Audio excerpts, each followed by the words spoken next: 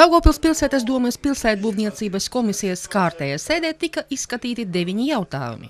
Tā skaitā bija lūgumi atļaut alternatīvas apkuras pieslēgumu 2 tirdzniecības nozares objektos, kā arī jautājumi, kas skar būvniecības ieceres un pilsētas zemes gabalu izmantošanu. Tika apspriest akciju sabiedrības Daugavpils lokomotīvu remonta rūpnīcas pasūtītais uzņēmuma modernizācijas projekts, kas paredz jauno metālapstrādes ražošanas korpusu būvniecību. Tā kā šos objektus plānots uzbūvēt Poļu valsts ģimnāzijas tuvumā, komisija uzskatīja par nepieciešamu uzdot dažus jautājumus projektētājiem. Saņemtās atbildes apmierināja komisijas locekļus, un līdz ar to pašvaldībai nav iebildumu vecākā un lielākā Daugavpils uzņēmuma modernizācijas un paplašināšanas plāniem. Komisija arī izskatīja jautājumus, kas skar vienlaicīgi gan vietējā biznesa attīstību, gan pilsētas vides uzlabošanas projektus. Viens no tiem – vasaras kafejnītes ierīkošana Rīgas iela 9. Šodien mēs tieši bijām iesnieguši savu piedāvājumu domē, būvvaldes sēdes apspriešanai, un mēs domājam, pilnīgi pēc visiem standartiem, kādi ir atļautie un ar visiem nožogojumiem, īstenībā ļoti skaisti, ja, kas pēc mūsu dizaineris ir veidojis, ja, ar ziediem, ja, ar nožogojumiem. Ērti gan būs gan apmeklētājiem, gan tiem garām gājējiem, kas bija kā pagājuši gadu bija, man liekas, bija mazliet tādas problēmas, ka cilvēki sūdzējās par to, kad ir nožogots, ir nožogots jauns, es nevaru paiet garām, bet šogad būs gan speciāls celiņš, ja, kur cilvēki paies garām, gan ērti, mīksta apsešanās un vispārējais. Vēl viena kafejnīca drīz var būt atvērta pašā pilsētas centrā, Rīgas un Viesturā krustojumā. Tur ilgu laiku varēja redzēt veco apžogojumu un neizlietoto būvmateriālu izgastuvi. Protams, gribētos arvien vairāk un vairāk atdzīvināt Rīgas ielu, ja, un jebkura kafejnīca, pievilcīga kafejnīca ar visu to infrastruktūru, protams, padarīs to daudz interesantāku un varbūt iedzīvotājiem tā teikt, pieņemamāku. Tāpēc nekāda pretenzija tā teikt no pašvaldību puses par to, ka tur būtu alus kafejnīca, jā, alus dārs, kā mēs viņus saucām, jā, ar vasaras nojumēm. Ne tikai pats galvenais, kas bija tātad no pilsētbūvniecības komisijas viedokļa puses, tāds ir pirmais jautājums ir tas, lai būtu nodrošinātas toaletes, jā, un toaletes nebūtu parastās biotoaletes vai kaut kas tam līdzīgs, jā, bet gan konteineru tipa toaletes ar visām labierīcībām, jā. Uz to mēs pievērsīsim uzmanību un nekādā veidā neatļausim tur kaut kādas, nepievilcīgās un nepareizās būves, ja? Jo paši zinām, kāda reizēm smaka ir no tām pašām biotoaletēm. Ja? Un otrs jautājums, kas būs šīs tāds ieceres publiskā apspriešana, ja? Kas attiecīgi varēs piedalīties visi pilsētas iedzīvotāji un izteikt savu viedokli, vai tiešām mums vasaras kafejnīcas ir nepieciešams. Pēc man viedokļa viņas ir nepieciešamas, ja?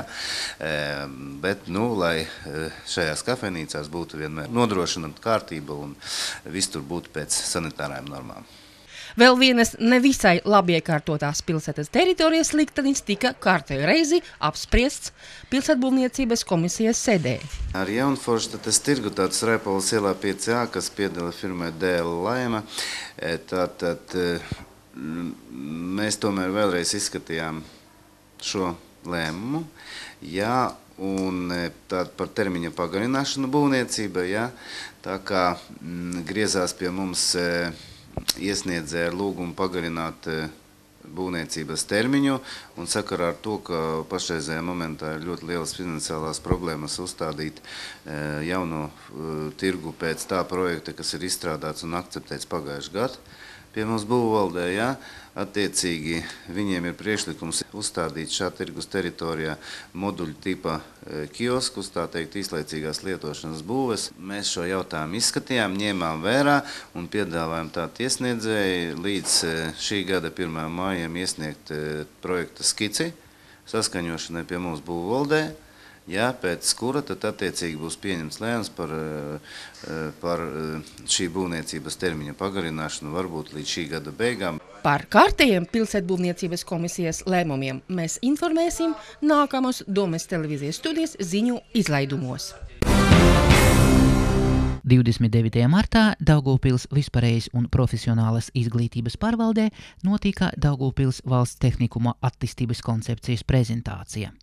Pasākumā piedalījās Daugavpils domes deputāti, Daugavpils profesionālas izglītības iestādes un Latvijas nozaru asociāciju pārstāvji. Daugavpils pašvaldībai profesionālas izglītības attīstība ir viena no prioritātēm.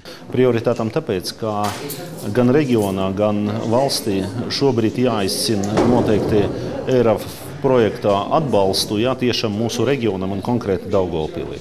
Un es domāju, ka mūsu profskolas, kuri studentu skaits tuvojas 3000, obligāti jābūt par kompetenci centriem. Un tiešām šī šodien prezentācija domāta vēlreiz, kā pārliecināt nozares speciālistu un pārliecināt ministriju un kopā ar pašvaldību atrisināt jautājumu, ka tiešām mūsu profesionāļi būtu atbalstīti šajā projektā. Nopietna loma profesionālas izglītības attīstībā ir arī Latvijas nozaru asociācijām. Tā kā mūsu nozarē praktiski 80% no visu nozares kopapjoma ir apvienota asociācija, mums izglītība šobrīd ir prioritāte numur 1. Ja? Un tāpēc ar tehniku mums ir ļoti ilgstoša sadarbība. Bet kā? Te ir jautājums, kas principā dalība pārbaudījumos, tas ir eksāmenos un arī praktiski prakšu vietu nodrošināšana tehniku un palīdzēt nodrošināt. Tehnikas pats ar to nodarbojas, bet mēs caurskatām mācību programmas, prognozējam, cik daudz speciālistu vajadzīgi, jo bez tā jau ir grūti, visu to jautājumu sakārtot. Citu Daugavpils profesionālo skolu prezentācijas notiks vispārējas un profesionālas izglītības pārvaldē arī nākotnē. Daugavpilī notika e-prasmju nedēļa. Sakarā ar to pilsētas mācību iestādēs un bibliotēkas tika veikti dažādi pasākumi. Kampaņas mērķis ir veicināt informācijas sabiedrības attīstību, sniedzot iespēju Daugavpils iedzīvotājiem apgūt e-prasmes atbilstoši viņu profesionālam līmeņam vai kvalifikācijas līmeņiem.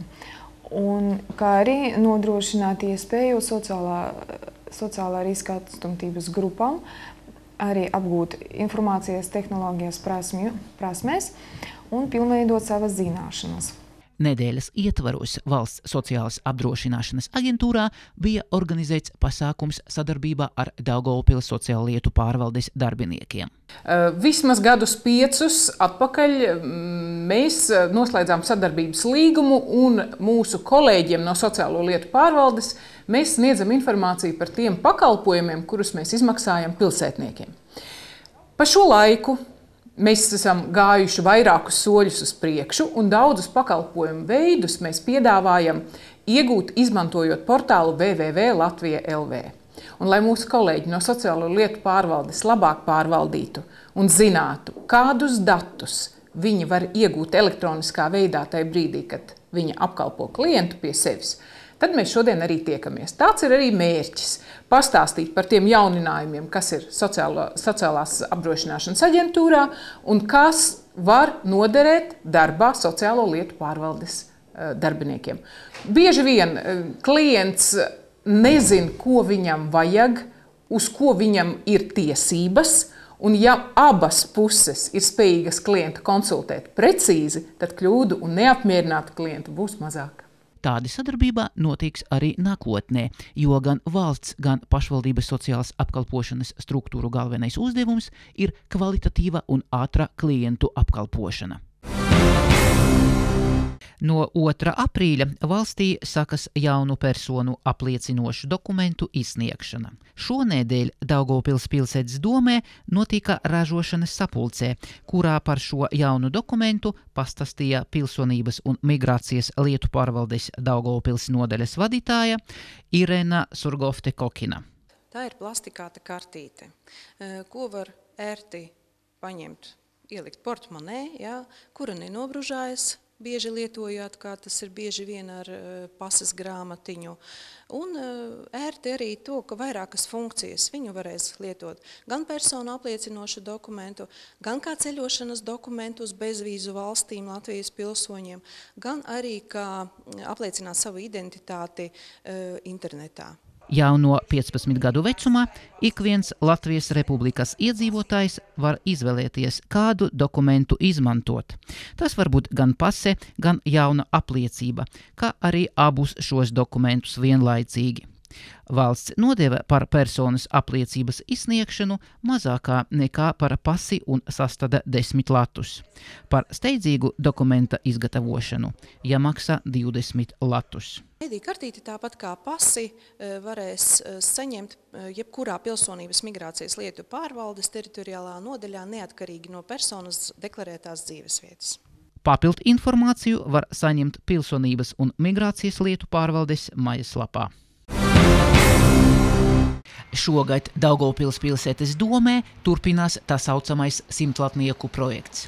No februārā tajā piedalījās 227 pilsētas bezdarbnieki. Pārsvarā viņi strādā Daugavpils pilsētas pašvaldības iestādēs, uzkop teritoriju, palīdz bērnu dārzos, skolās, sociālos dienestos, sporta pārvaldē. Lielākā daļa šo cilvēku ir ļoti apmierināti ar to, ko viņi dara, un, protams, arī pārbaudot viņus darba vietās, arī darba devējs ir apmierināts ar bezdarbnieku paveikto darbu.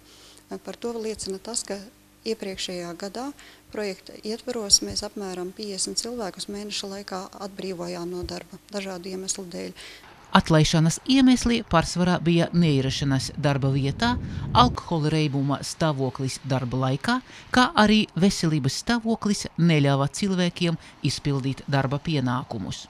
Šogad situācija krietni uzlabojas. Šī gada statistika liecina, ka no atalgotiem sabiedriskajiem darbiem tika atlaisti tikai 5 cilvēki.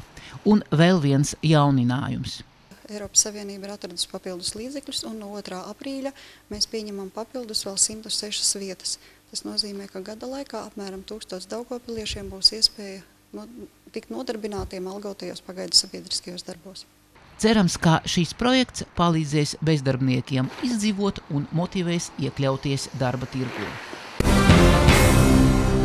21. aprīlī visa republikā notiks lielā talka.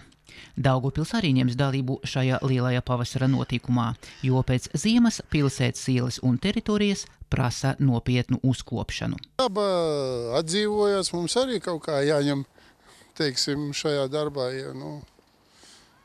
jāpieliek sava roka. Ir jau vietas, kuras būtu jāsavāc. Pie mums liels ezers, tur man liekas, ka nestrādā. Pagalmā ir puķu dobes, un kad nonāca sniegs, es skatos, visas manas puķu dobes ir tajos mēslos. Tas ir viens. Otrais, tās pudeles, kas te gar krastu ir, tas ir vispār kaut kas. Īpašu uzmanību šogad pašvaldība pievērš teritorijām apkārt pilsētas ūdenskrātuvēm. Galvenais mērķis – attīrīt mūsu ūdenstilpnes, kuriem mūsu pilsētas teritorija ir ļoti daudz, ir lielas, ir mazas upes, ir ezeri, attīrīt no tiem atkritumiem, kuri palikuši no ziemas. Aicinu visus iedzīvotājus pieteikties lielai talkai, skatoties Daugavpils pilsētas mājaslapā pielikumā pieteikums dalībai. Tajā būs nozīmēts organizācijas nosaukums vai individuālais kāds gribētais, teiksim tā, talkošanas vieta, talkotāju skaits, un, protams, vietu mēs apzīmēsim, kur varēsim sakārtot un savākt visus atkritumus. Komunāla saimniecības pārvalde aicina pilsētniekus piedalīties lielajā talkā. 27. martā Latgales zoodārzu apmeklēja domes priekšsēdētājas pirmais vietnieks Vitālijs Azarēvičs un priekšsēdētājas vietniece Līvija Jankovska. Mērķis bija izvērtēt esošo situāciju šajā iestādē un kādas pārmaiņas nepieciešamas. Domes vadība iepazinās ar ekspozīciju, darbu ar apmeklētājiem, laboratorijiem, pētniecīsko darbu. Jāpiebilst, ka Latgales zoodārzam gadā ir vairāk nekā 30 000 apmeklētāju. Mūsu Daugavpils zoodārza strādā ļoti radoši cilvēki, kuriem vajadzīga palīdzība. Vajadzīga palīdzība gan no pilsētas domes, gan no pilsētas iedzīvotājiem. Un šeit vajadzīgs atbalsts. Atbalsts vajadzīgs pirmkārt eku sakārtošana, otrkārt ekspozīciju paplašināšana. Un es domāju, ka tuvākajā laikā mēs izskatīsim jautājumu par tiešām šīs iestādes atbalstu. Tika nolemts, ka gan pašvaldības vadība, gan Latgales zoodārza kolektīvs pārdomas un izvirzīs katrs savus priekšlikumus zoodārza tālākai attīstībai, lai tas kļūtu par nozīmīgu pilsētas turisma objektu. Atkārtota tikšanās notiks pēc Lieldienām.